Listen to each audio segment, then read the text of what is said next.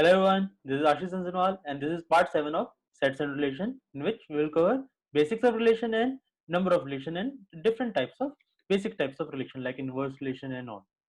Start करते हैं. So our next topic is relations. ठीक है, relations क्या है? Let A and B two non-empty sets, then a relation R from A to B is a subset of A cross B. अभी थोड़ी देर पहले पढ़ा था A cross B क्या होता है हमारा, जो हमारा रिलेशन बना है, जो हम कार्टेशियन प्रोडक्ट होता है कि फॉर एग्जांपल अगर आपका एक सेट ए है 1 2 3 और दूसरा सेट बी है ए बी 1 2 3, तो यहाँ पे हमारा कार्टेशियन प्रोडक्ट में क्या आ रहा था, हमारा ए क्रॉस बी आया था, हमारा वो आया था हमारा 1 कॉमा ए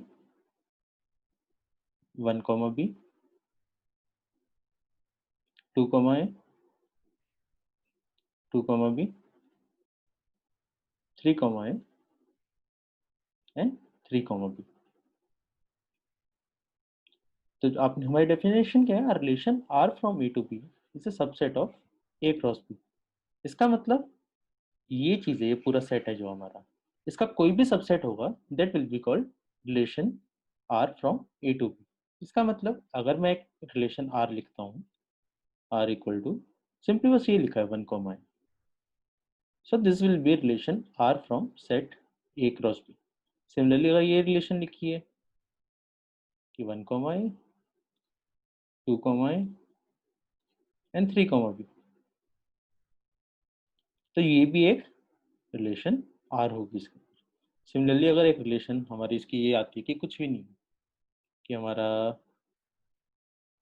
5, तो वो भी एक रिलेशन होगी ए क्रॉस बी के अंदर, क्योंकि 5 भी एक इसका सबसेट होगा. तो relation R from A to B is a subset of A cross B.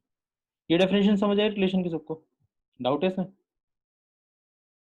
कि जी जितनी भी डिफरेंट रिलेशन बना सकते हो, all relation from A to B.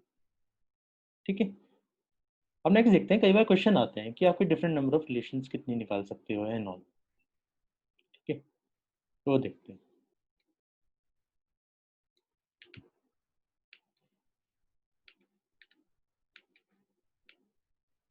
Number of relations, ठीक है, उसका जनरल फॉर्मूला एंड ऑल देखने की ट्राई करते हैं. वो एक सिंपल सा अपने एग्जांपल पे ट्राई करते हैं. याद है हमने थोड़ी देर पहले देखा था कि अगर हमारा एक सेट ए है उसके अंदर m एलिमेंट्स है, एंड अगर हमारा सेट बी है उसके अंदर n एलिमेंट्स है, तो हमारा ए क्रॉस बी के अंदर कितने एलिमेंट्स होंगे? ए क्रॉस बी के अंदर होंगे हमारे m into n elements. Similarly B cross A के अंदर कितने होंगे? बी क्रॉस ए में होंगे हमारे n इंटू एम और यू कैन से mn.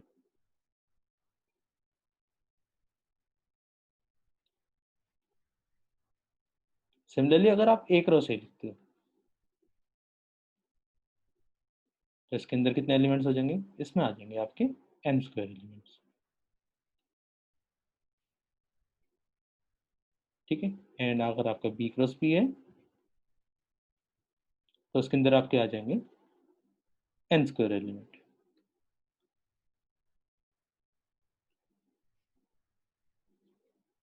ठीक है, अच्छा सिंपल सा क्वेश्चन है.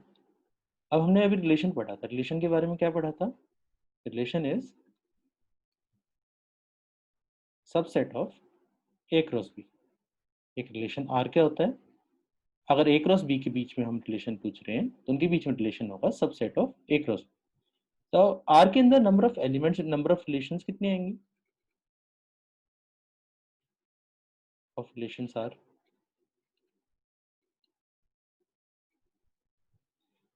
इस केस में आएंगी आपकी जितने से एलिमेंट के नंबर ऑफ सबसेट कितने बनेंगे? इसके सबसेट बनेंगे हमारे 2 रेज़ पर mn. सिमिलरली अगर रिलेशन हमारी डिफाइंड है बी से ए में, उसके अंदर हम हमारे कितने रिलेशन बन सकती है? Distinct relation that can be 2 raise पर mn. nm हो जाएगा, mn लिख दो कुछ भी. सिमिलरली अगर रिलेशन हमारी डिफाइंड होती है रिलेशन फ्रॉम ए टू ए, उसके अंदर हमारे एलिमेंट्स हो जाएंगे 2 रेज़ पर m स्क्वायर. सिमिलरली अगर रिलेशन आपकी डिफाइन होती है फ्रॉम बी टू बी, उसके अंदर मेरे नंबर ऑफ सबसेट्स कितने हो जाएंगे, 2n² हो जाएंगे। इसका मतलब these are all these are number of relations।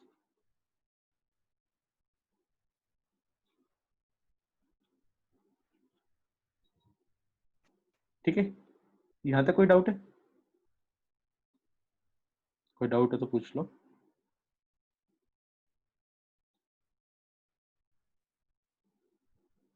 ठीक है, तो कई बार अगर एग्जाम में क्वेश्चन आता है, एग्जाम में किस वे में पूछेंगे, ऐसे तो नहीं बोलेंगे कि आर आर मेरा A2 है या उसमें नंबर ऑफ ये बताएं, कई बार स्टेटमेंट के फॉर्म में आ जाता है।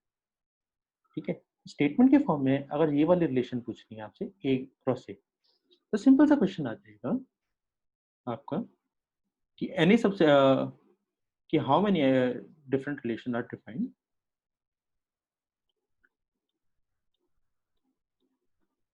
relations can be defined over A, over set A। अगर बस सिंपल से ये लिखा है, इसका मतलब है आपसे पूछा है कि बोला है R is subset of A cross A, तो आपको इस केस में नंबर ऑफ रिलेशन बतानी। सिमिलरली अगर क्वेश्चन हो आपका how many relations can be defined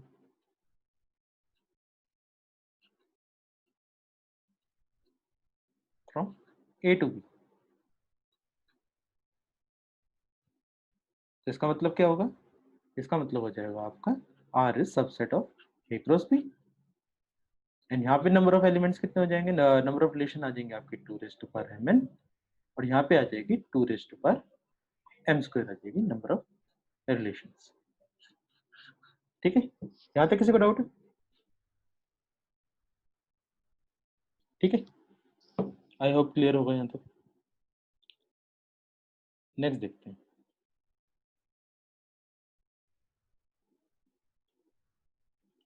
next आता है, आपको रिलेशन के बारे में एक दो डेफिनेशन पता होनी चाहिए आपको। फर्स्ट आती है आपकी inverse relation. If a relation R is a relation from A to B, then inverse relation R is a relation from set B to A। नाम से भी पता चल रहा है, इनवर्स मतलब उल्टा हो गया। इसका मतलब अगर आपका एक सेट था A और एक सेट था B, तो पहले रिलेशन हमारी कैसे डिफाइंड थी, रिलेशन डिफाइंड थी फ्रॉम A टू B। अब जो इनवर्स रिलेशन है, inverse relation is denoted by R raised पर -1 इनवर्स, जैसे फंक्शंस में लिखते हैं, तो वो रिलेशन हमारी डिफाइंड होगी फ्रॉम बी टू बी। ठीक है, लिखने का मेथड होता है, एक वे ये होता है हम ऐसे लिखते हैं, दूसरा वे ये भी होता है कि अगर आपका इसके अंदर अगर आपके एलिमेंट्स हैं, कि अगर आपका रिलेशन आर है, उसको हम ऐसे डिफाइन करते हैं, R is A comma B where A belong to set A and B belong to set B। So this is relation defined from A to B। ठीक है, इसको हम ऐसे भी लिखते हैं A R B, तो कभी भी ऐसे लिखा हो, इसका मतलब यही है कि this relation is defined from A to B where A is first element and B is second element। तो सिमिलरली अगर आपका R इनवर्स क्या हो जाएगा, R inverse will be simple B R A हो जाएगा आपका।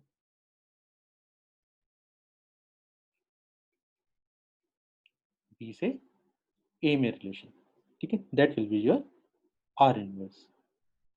अच्छा, एक और चीज नोटिस करने वाली है यहाँ पे, हमेशा रिलेशन के अंदर जो फर्स्ट वाली पार्ट होता है ना, दिस इज डोमेन, डोमेन मतलब input, and this is range.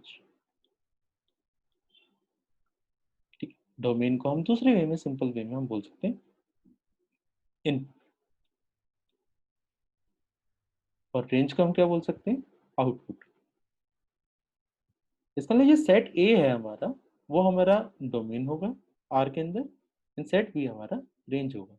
Similarly R inverse में क्या हो जाएगा, this B will B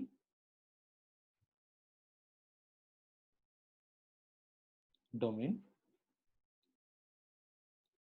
and this A will B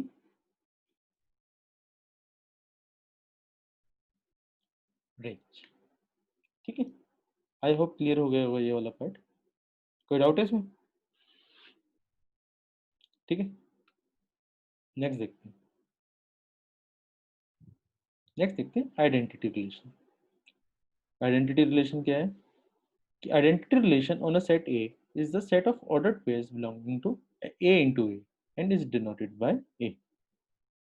आइए, इसका मतलब आपके आइडेंटिटी रिलेशन को कैसे डिफाइन करते हैं, आइए से, and it is such that it is a comma a where a belong to set a। ठीक है, एंड अगर आपको गिवन है set a equal to 1 to 3 given है, तो आपका आई ए क्या होगा, ये होगा आपका 1, 1, 2, 2 and 3, 3। This will be your identity relation. ठीक है, बाकी जो आएंगे अगर और कोई एलिमेंट आ गया तो आपका आइडेंटिटी रिलेशन नहीं होगा। ये वाला part is called identity relation. अच्छा, यूनिवर्सल रिलेशन क्या होता है, if R is a set of A into A, then the relation R in the set A is called universal relation। मतलब जो A into A की जो आपका पूरा सेट बना है ना, that is called universal relation। Universal set की तरह समझो कि अगर आपका आई ए था, सॉरी रिलेशन ए आपका मान लेते हैं 1, 2, 3 मान लेते हैं, सो आपका ए इंटू ए क्या होगा, हो जाएगा आपका 1, 1, 1, 2, 1, 3, 2, 1, 2, 2, 2, 3, 3, 1, 3, 2, 3, 3। इस रिलेशन को हम क्या बोलेंगे, यूनिवर्सल रिलेशन, कि जिसके अंदर सब कुछ आ रहे होंगे, सारे element. So this relation is called universal relation. Thanks for watching, I hope आपको सब कुछ क्लियर हो रहा होगा। एंड एक और बस लास्ट टॉपिक बची है इसके अंदर, जो हमारा जो लास्ट में वो आता है equivalence and all, transitive, reflexive and all, वो वाला टॉपिक बचा हुआ है। एंड उसकी डिस्क्रिप्शन कहाँ पे है, ये डब्बे में दिख रही है। ठीक है, नेक्स्ट देखते हैं, बाय।